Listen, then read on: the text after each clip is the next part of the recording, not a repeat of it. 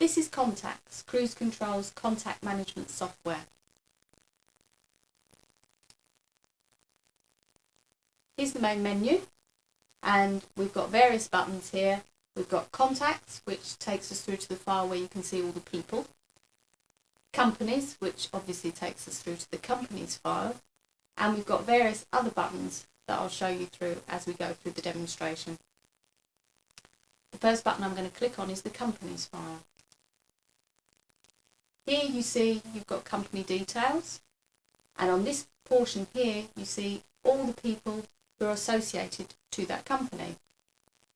As you click through the file, you'll see other companies and their associated contacts.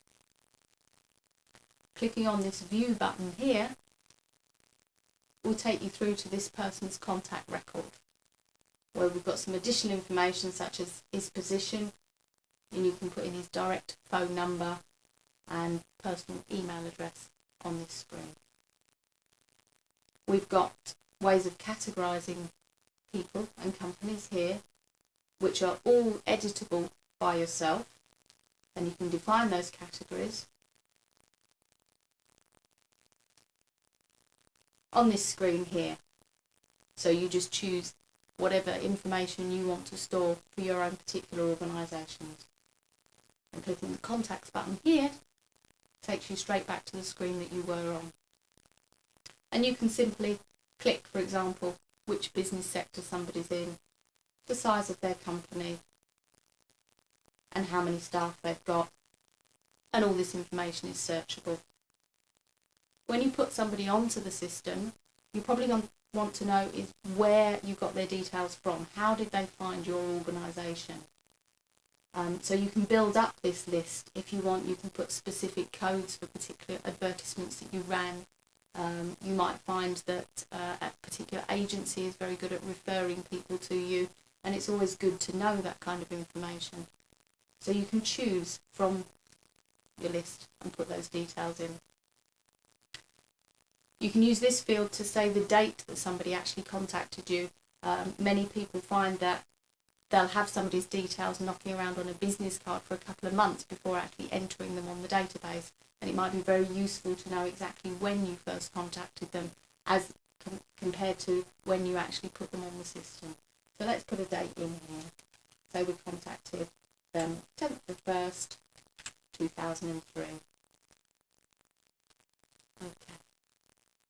Within your organisation, you might specify somebody as a project manager, the main person that's going to look after this particular client, who will know them quite closely. And again, you've got an editable list here of people within your organisation that might be used. So we can say that this person is going to be looked after by John Smith. Okay. A couple of neat little buttons here. Christmas card, if somebody's on your Christmas card list. And I'll come back to this one, but you can check whether or not you're going to mail to somebody on this button here. You can put important comments such as only in on Thursdays or whatever. You might want to hold some details about their children's birthdays, or anything similar to that in the important comments. Things that you're going to want people to see when they first look at this record. To add a contact, very, very simple. You've got two ways of doing it. You can add a contact pressing this button, which I'll show you in a second. If somebody has already got a company on the system, for example, Abacus Marketing, you can literally add on the next available line somebody's details. So we're going to say that Lisa Jameson works also at this organisation, and simply by typing her name in there, we've now added her to the database, and she's picked up all the address details that were there originally.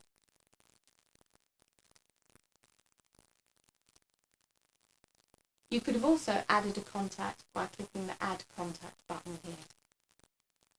And what it's going to ask you for here is first name, surname, postcode and company. And it will actually check on the system to see whether or not that person exists as well. So we're going to put person's details here.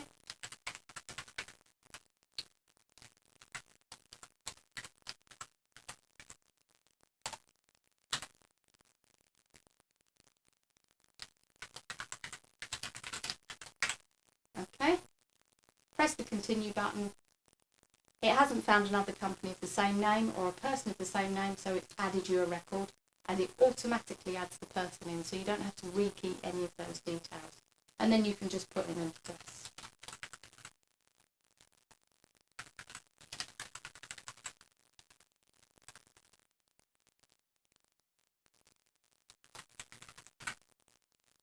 Okay. And then the system's all set up with that person on it.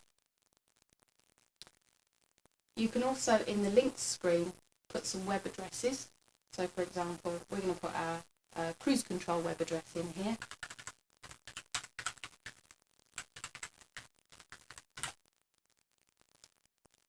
Some companies have got multiple websites that that they use for marketing purposes for their organisation, and you can store all of those in this particular menu here. And any person who's at Downs & Co will be able to have all of these associated to them. And you simply click the Go button, and it launches the website. So it means that you can keep in touch with that organisation's promotional details quite easily. And then you can very simply quit it again, and you're back in the database. You can also link files, and these can be of any type. You can link PowerPoint presentations, Excel spreadsheets, anything of that nature. So we're going to set up a new link by literally pressing the new link button. Goes through the system, set up a dummy file here, which is a Word document. I choose it, it's now linked. We click open, and it fires it up directly from the database. If this was stored on a shared server, other people could also look at files that you've stored. So if you've been quoting a company, you can also store a file on a shared server, and everybody else would know what quotes and correspondence you've had with that person. Again, quit, and you're straight back into the database again. Now here's the key strength of this system, which is the activity log. You can create diary appointments, phone calls that you need to make in the future. You can write letters, faxes and emails and store all those details within the system itself. So we're going to set up a new activity. I'm going to say that it's an appointment. Straight away it marks it as pending. If it doesn't mark it as pending, you can check the box yourself, because you might want to make, for example, a phone call that happens in the future, so you might want to mark that as pending.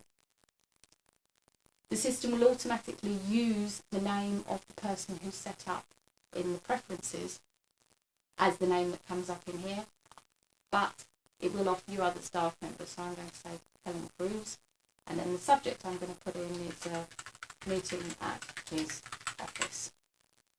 Continue. Brings you through to this screen here, and you can type in the basic details.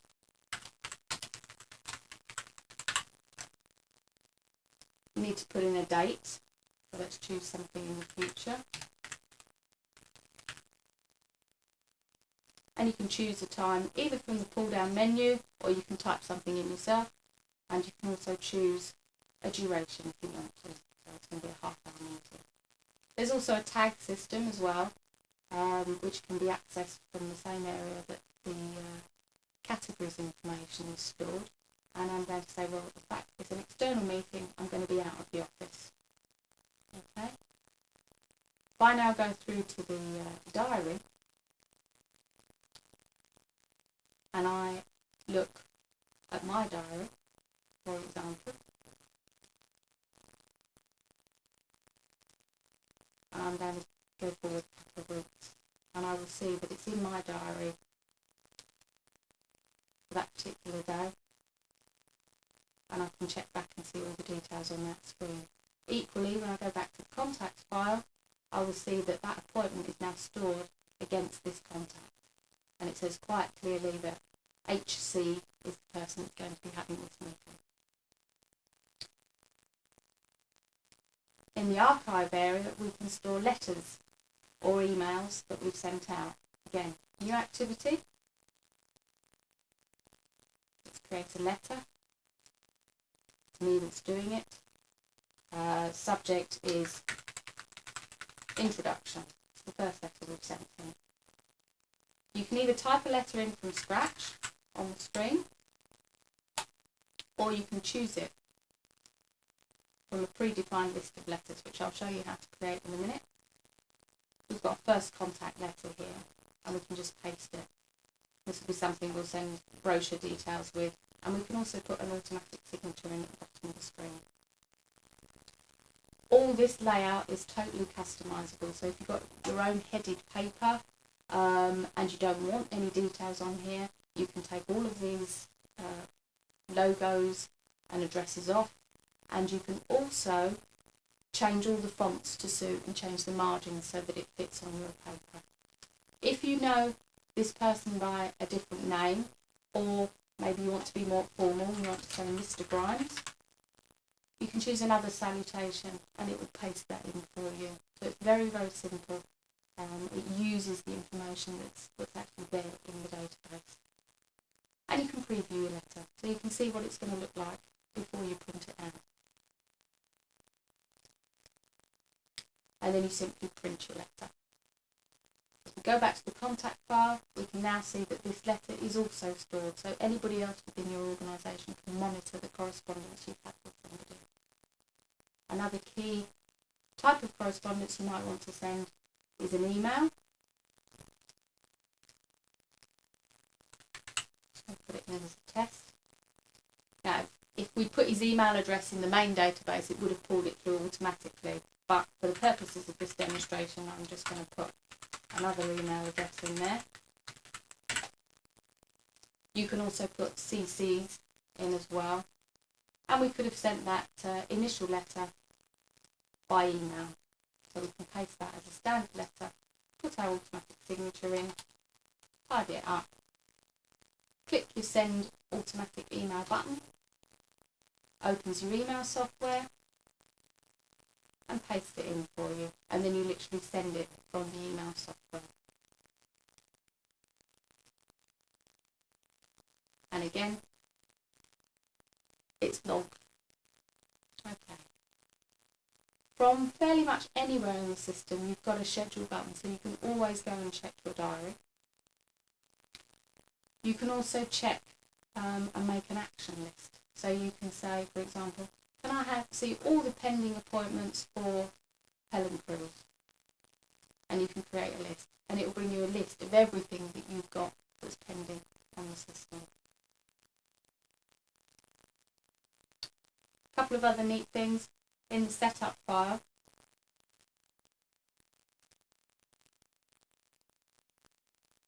From here, you can put your logo and your address details. Those will populate the letter. You can also go to the staff file, and here's where you add all the staff details, the initials you want to use, and the information that's put in here is what's used to create the automatic signature at the bottom of your letters. This also controls the whole diary function on your system. Go back to the setup file again. A very neat feature we've got here is an automatic import feature. Many people may well have information stored on Excel spreadsheets, in other databases, on Palm Pilots, and even in packages such as Entourage. In which case, provided you get the data out into a comma delimited or tab delimited file, you could import it into here, and this tool will make sure that it gets uploaded onto the database properly. Not only that, it will also check to see whether or not somebody is already on the system and alert you that they're potentially a duplicate. So we click on import data, and it will go and ask us, where is the file that we want to import? Well, we've prepared one here. It's just a simple Excel spreadsheet.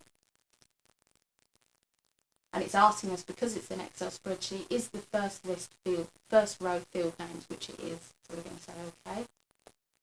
And then we map the fields.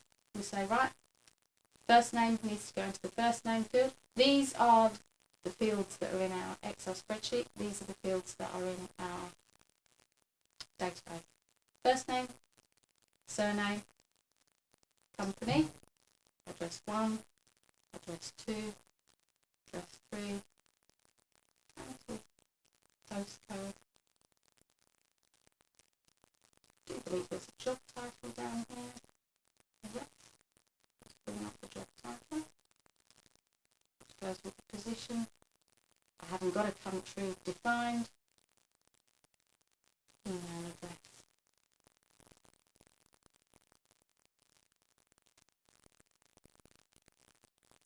I think there is another phone number. When you've mapped all your fields, you click import.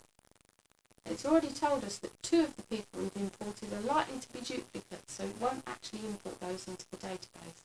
And we can print a list of those duplicates for checking. Everybody else that's imported, we can update onto the database. So we literally press process, and we confirm that process. We confirm that process. Now we know everybody's duplicates because they're on the system, and we delete everything on here. We go back to the menu, go to contacts, we find that it's put in 3 extra people, and in the company file, we've now got 4 company records. It's also added yet another person to this particular company because it already found it on the system. So it's a very efficient way of uploading data onto the system. So the only other major key area that I haven't shown you is mail merges. You can mail merge to letters or you can mail merge to emails. We click mail merge. It just asks you for your search criteria. Now, as we haven't got that many people on this system, I'm going to do a very simple search that says find me everybody, which we do by putting an asterisk. And it asks us to check the found set.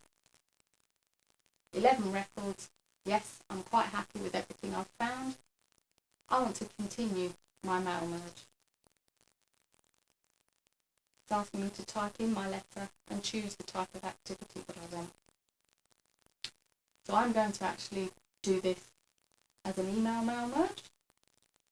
And again, everybody on here is my first contact. So I'm going to do first contact mail merge. I'm going to paste the standard letter. It's going to be from me, and I'm also going to put in my automatic signature. Okay. And then all I have to do is merge it to emails. By clicking this button, it will generate an email for each person. And that's a lot quicker, for example, than if you were going to do each one manually. And they're all individually addressed with the dear and the salutation coming through. And when you're happy with those, you simply send them. Not only that, everybody on the database has a copy of the email stored, so you know that they've definitely received them. On from that, if you've done those as letters, you may well then want to actually print labels for them. If we go into list view, you can see a list of all the people, and we can go to the print menu and choose which label type. You can add your own label types as well with a button so that it goes directly to them. And we're going to preview the Avery labels here. Choose our printer, and it will preview your label sheet. If you're happy with it, you continue and print them out.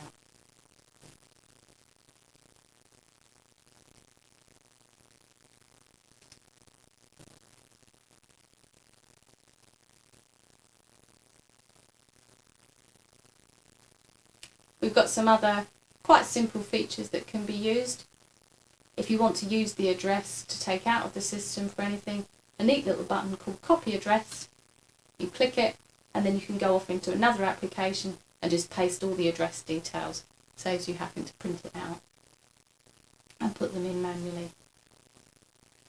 Also, you might have inherited a database that has many duplicate companies.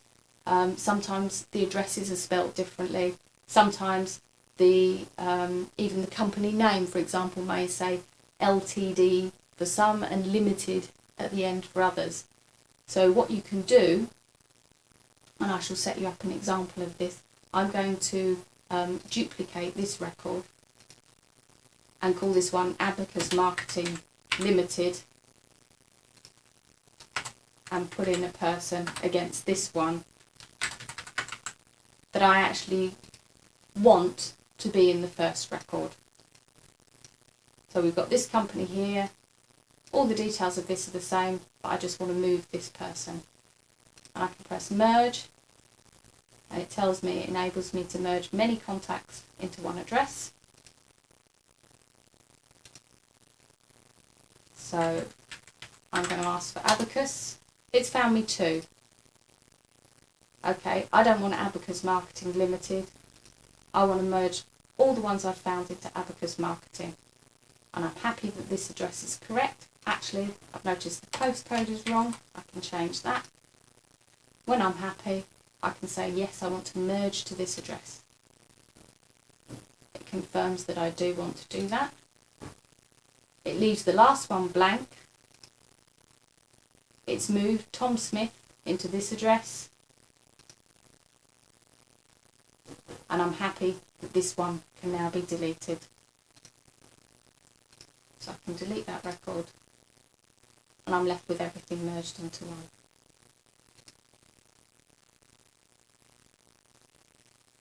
And that's contact.